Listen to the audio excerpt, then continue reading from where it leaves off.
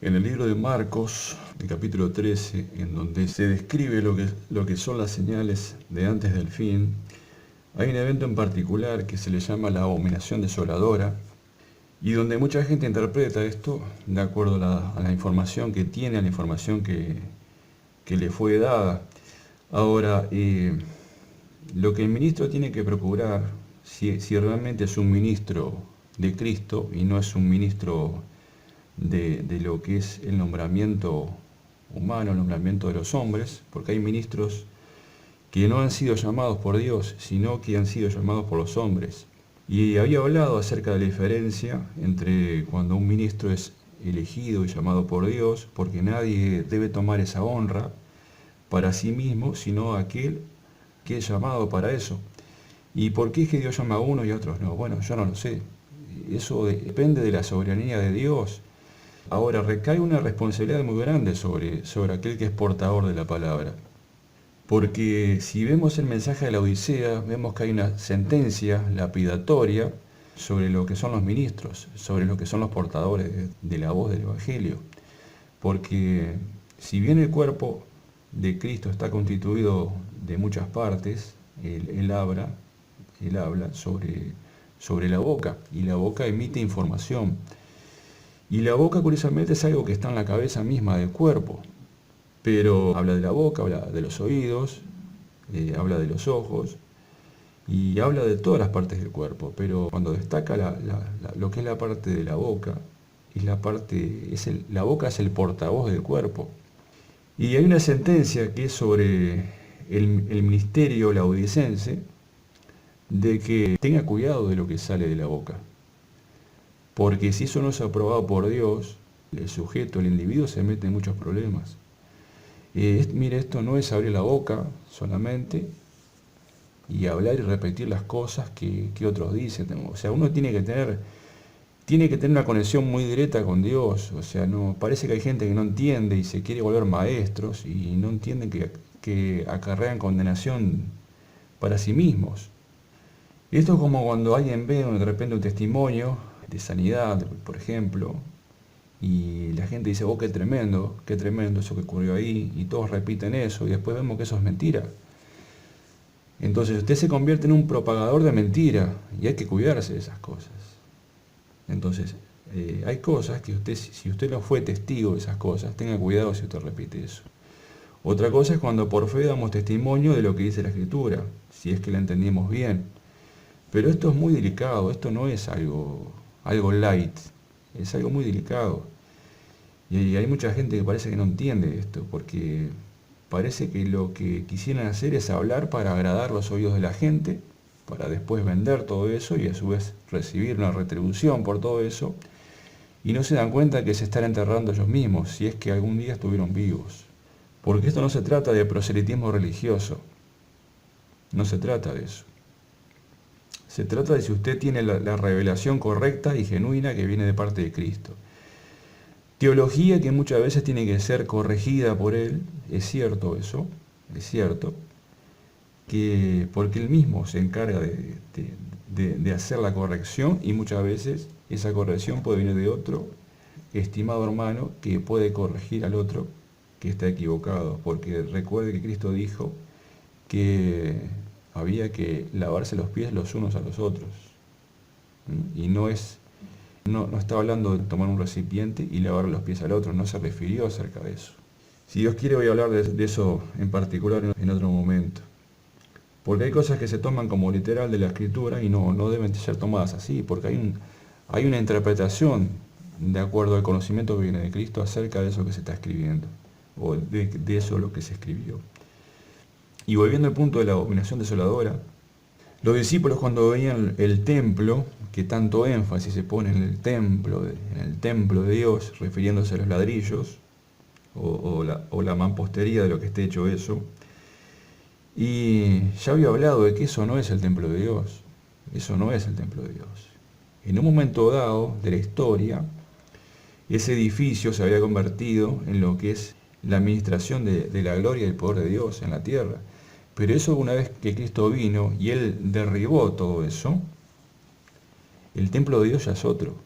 El templo de Dios es Es el creyente que ha entendido lo que son estas cosas y que ha sido llamado por Dios y que vive en comunión con Dios. Porque si una persona se rige por un proselitismo religioso, no significa que eso la convierta en el templo de Dios, porque puede ser el templo de los ídolos. Y no todo el que dice que es creyente es templo de Dios. Hay muchos creyentes que son templo de los ídolos. El problema es que no se dan cuenta, porque hay una ceguera que no les permite ver eso. Entonces la Escritura habla del templo de Dios y el templo de los ídolos también. Hay una diferencia entre eso. ¿Y qué es lo que marca una cosa y la otra? Bueno, el testimonio que sale de la boca de Cristo. Ahora bien, cuando se habla de lo que es el templo, está compuesto de varias secciones. Hay un núcleo central de lo que es el templo, que es el lugar santísimo. Después está el lugar santo y después están los atrios del templo o el umbral esa parte donde la gente se aloja sin que eso signifique, o sea, eso es parte del templo, pero no es parte de la estructura central de lo que es el templo. La estructura central del templo es el lugar santo y el lugar santísimo. Por eso en el libro del Apocalipsis, en el libro de las Revelaciones, dice que lo que va a ser hollado son los atrios del templo. Eso no debe ser medido porque eso ha sido entregado a los gentiles. Ahora la pregunta es, el sujeto, el individuo, ¿en qué parte del templo se encuentra? Hoy curiosamente tuve un sueño, voy a ver si no se me hace muy largo el video. Y hay sueños que son de Dios, hay sueños que son producto de la imaginación del hombre, pero hay sueños que son de Dios. Porque uno a través de estos sueños uno recibe conocimiento. Y uno se pregunta, ¿y eso cómo es posible que en un sueño se revelen cosas que uno antes... O sea, cuando uno recibe estas cosas, uno en el momento quizás no las entiende, pero el conocimiento, la interpretación del sueño muchas veces viene posterior a ese sueño que tuvo. Veía un individuo que estaba en un centro sanitario para hacerse una especie de, no sé si era un chequeo o qué era lo que estaba haciendo ahí, era una especie de tratamiento, no sé específicamente qué era el tratamiento de fondo. Pero de repente veo que el tratamiento consistía en que se aplicaba una especie de, ¿cómo decirlo? Una especie de corona con pinchos que se aplicaba en el brazo de la gente. Cuando este sujeto ve esa corona con pinchos y ve cómo el que la estaba manipulando toca con los dedos lo que eran los pinchitos o los aguijones de esa corona, y sabe que generalmente cuando a la gente se le va a hacer una intervención a nivel interior del cuerpo, sabe que hay una especie de, no sé si la palabra es profilaxis, pero hay una especie como de higiene en eso que se va a introducir en el cuerpo, y eso tiene que ser previamente esterilizado. Ahora, este sujeto cuando ve eso, le llama la atención la poca esterilización que hay en eso, porque este sujeto que estaba manipulando todo eso, toca con los dedos lo que eran los aguijones de esa corona y reflexionó para así diciendo, bueno, qué medidas de higiene, qué poca higiene al tratar todo eso, al manipular todo eso. Pero más allá de todo eso, cuando este individuo ve lo que le están metiendo a la gente en el brazo, se va sigilosamente, se va de una forma camuflada que no lo puedan detectar, o sea, sale de lo que es el centro sanitario, toma su documentación y sale. Ahora, cuando están en lo que es la plaza, cuando sale de lo que es este centro de salud, recuerda de que se había dejado lo que era la vestimenta. No era una vestimenta total, sino que era la vestimenta de la cintura para arriba. Lo que tenía puesto era la bata que le dieron en el centro sanitario. Y este sujeto recuerda que dejó la camiseta o la camisa, o sea, la prenda de arriba del cuerpo, y recuerda que se le olvidó esto. Ahora, una vez estando afuera de esto, él se da vuelta para recuperar eso. En el momento que da vuelta, lo rodean un grupo de enfermeras y este sujeto se deja conducir por estas enfermeras porque él quería recuperar la parte de arriba de la vestimenta. O sea, él muy fácilmente podía haberse liberado de esta captura, de esta semicaptura y haberse ido, pero como que él quería recuperar la parte de arriba de la vestimenta, bueno, se sometió a esa supuesta captura y fue conducido nuevamente a lo que era el centro sanitario. Pero el problema es que una vez dentro del centro sanitario, le fue difícil salir de ahí. Yo no sé si salió de ahí porque no hubo un desenlace en cuanto al final de sobre si salió ahí o no salió. Pero una vez que estaba capturado en medio de eso, le dijeron de que si no se calmaba, lo iban a sedar. O sea, en otras palabras, y apareció también lo que era un agente de la Fuerza de la Seguridad, concretamente un policía. Quiero destacar lo siguiente. Una vez que él estaba afuera, él recordó de que se había olvidado de algo y que él quiso recuperarlo.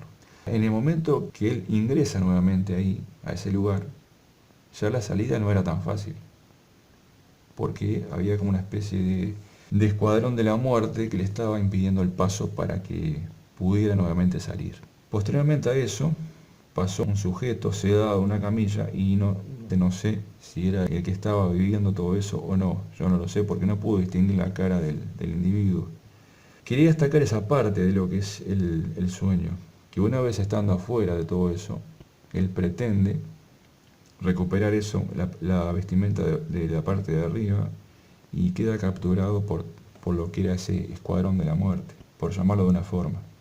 Ahora, después que tuve ese sueño, en el momento del sueño no tenía presente nada de lo que se estaba hablando en el mundo, ¿no? Este problema que estaba en el mundo. Ni recordé algún pasaje bíblico en el momento del sueño. Pero después del sueño, una vez estando despierto, recordé esa frase que dice: el que esté en un momento, en un sector, no vuelva atrás para recuperar eso que se le olvidó. Tengamos cuidado, no sea que nos agarre en un momento específico y no recordemos las instrucciones que se nos dieron. Tengamos cuidado de eso. Roguemos a Dios para que podamos tener una mente lúcida y para que podamos darnos cuenta del momento y de interpretar el momento y de saber cómo aplicar lo que Cristo nos dijo en el preciso momento dado. Porque eso es vital, recordar y tener memoria de las cosas. Y ruego que el Espíritu de Dios nos recuerde las cosas en el momento indicado, para que no seamos atrapados por un lazo que después sabrá Dios si se puede escapar de eso o no. La abominación desoladora del que habló el profeta Daniel, tengamos cuidado de eso, porque dice que cuando nosotros veamos eso, salgamos huyendo de eso, o sea, que nos escapemos de eso. Pero la Escritura da testimonio, va a haber una parte del templo que va a ser hollada por los gentiles, porque son días de retribución. Hay gente que se ha quedado en el umbral de las cosas, pensando de que están adentro del templo y no se dan cuenta de que no están comprendidos en ese lugar. Nada que esté manchado va a poder tomar, o sea, puede tomar forma, puede tomar lugar en lo que es la ciudad santa de Dios. Eso quedó manifestado en lo que está escrito. Y también es cierto de que a eso que le llaman el templo, hace tiempo que quedó profanado, hace tiempo.